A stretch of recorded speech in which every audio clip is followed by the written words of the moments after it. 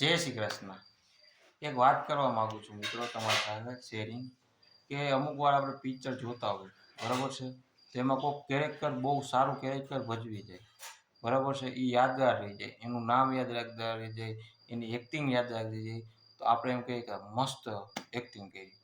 પછી જ્યારે પિક્ચર બહુ હાલી જાય અને જ્યારે ઇન્ટરવ્યૂ લેવામાં આવે એક્ટરનું કે જે કેરેક્ટર એને પરફેક્ટ નિભાવ્યું હોય, તો જ્યારે એને પૂછવામાં આવે છે કે તમે કેવી રીતે કેરેક્ટર આ પડદા ઉપર કર્યું, તમે કેવી રીતે કર્યું, તો ત્યારે એ જવાબ એમ દે છે કે મારી આજુબાજુના જે વ્યક્તિ હોય ને એના હું નોટિસ કરતો હોય, એનું કેરેક્ટર હું પકડતો હોય કે એ કેવી રીતે કરે છે.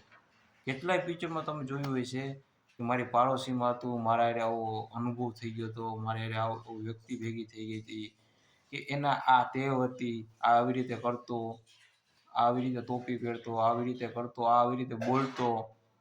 કોઈક વાર કોમેડી કેરેક્ટર છે ને, કોમેડી કેરેક્ટર એ પણ આપણે આજુબાજુમાં મળી જાય છે એક્ટરને, તો બહુ સારી રીતે ભજવી જાય છે. અમુકને ખોટું બોલવાની ટેવ હોય, અમુકને એવી રીતે ખોટું બોલવું હોય, જ્યારે ખોટું વ્યક્તિ ખોટું બોલવા માટે જે એક્ટિંગ કરે છે ને, એ તો આપને એમ જ લાગે કે અચરજ પામી જાય કે ના ભાઈ હો, જબરજસ્ત એક્ટિંગ કરી છે એને. સાચું કે એમ લાગે.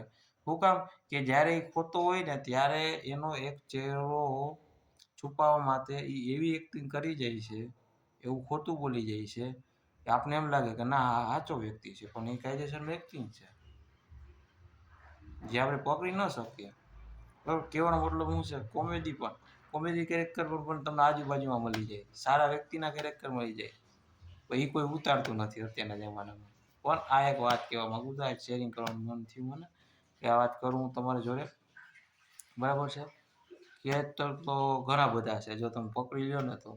મને કોઈક વાર કહેતો હોય કે ભાઈ તમે આવી રીતે કેમ દાજ કરવું.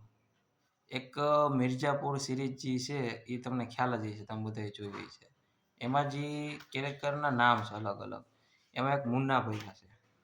એ મુન્નાભાઈનો રાઈટ હેન્ડ હોય ને, એ બધાને મારતો જ હોય. બરાબર છે, એ તમે સિરીઝ જોઈ એટલે તમને ખબર જ હશે. એની એક એક્ટિંગ કરી કરો, એનું નામ છે સચિન કેરેક્ટરનું નામ. એટલે એક જણાને મારે એટલે એ એવી રીતે બોલે, ભૈયાજી માર દાલા.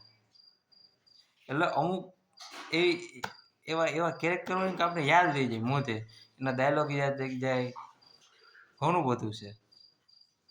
પછી એમ બોલે ભૈયાજી થૂક દાલા, શું છે. એટલે અમુક એવી વસ્તુ છે કે આપને એમ લાગે કે આ બધા કેમ કરી જતા છે. પણ નિરીક્ષણ, મેન એક્ટર જ્યારે નિરીક્ષણ કરે ને પરફેક્ટલી એટલે બહુ સારું કરી જાય. Thank you.